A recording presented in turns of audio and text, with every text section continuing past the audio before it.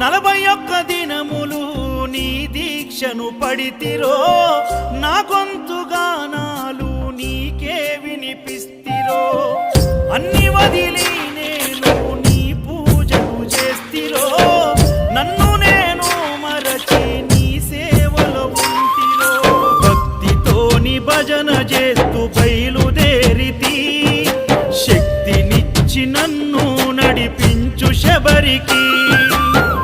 నేను అలసిపోతిని నిన్ను చూడలేనని, నీ భక్తుడైనా నే బాటసారిని. క్షణముండలేను తండ్రి నేను తల్లడిల్లిపోతి, ఈ పాదయాత్రలో నీ దరి కాననైతిని. ఎంత దూరం